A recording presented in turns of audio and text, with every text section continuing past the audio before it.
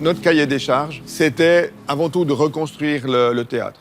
Avant ça, il faut dire qu'on a une salle des fêtes qui existe, donc un travail de rénovation plutôt patrimonial de ce côté-là, où le béton des années 70 de cette architecture brutaliste est rénové, où la brique du théâtre répond à l'ardoise de cette toiture de la salle des fêtes.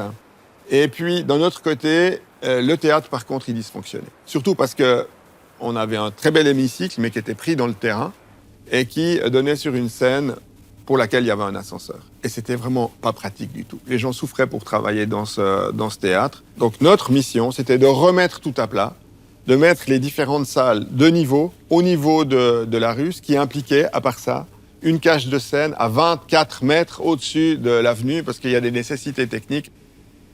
Dès le moment où on posait la cage de scène avec ses 24 mètres, on arrivait à faire graviter autour l'ensemble du programme, aussi les circulations d'ailleurs, avec un côté public le foyer, sous le gradin, c'est très explicite depuis l'extérieur, et puis de l'autre côté, à l'arrière-scène, une halle de montage éclairée zénitalement qui ressemble à une cour à l'intérieur d'un îlot et qui fédère l'ensemble du travail tout autour d'elle, avec des ateliers lourds au rez-de-chaussée, des ateliers plus légers au premier étage, des loges, des bureaux, des salles de réunion. Toute la vie du théâtre est concentrée, mais ça gravite en définitive autour de ce volume de la cage de scène qui émerge de la ville, des marronniers, des toitures, de la ville historique de Carouge. On a compris qu'il était important d'avoir non seulement le lieu du travail, avec cette cour intérieure qui polarise les différentes activités, mais aussi une ouverture complète sur le public. Donc on s'est inspiré de l'ancien théâtre qui était très ouvert sur l'esplanade pour avoir une ouverture maximale. Donc pour un accueil vraiment de plein pied, c'est important qu'il n'y ait pas de marche, qu'on soit au niveau de la collectivité, au niveau de la rue. Ça a été un gros travail.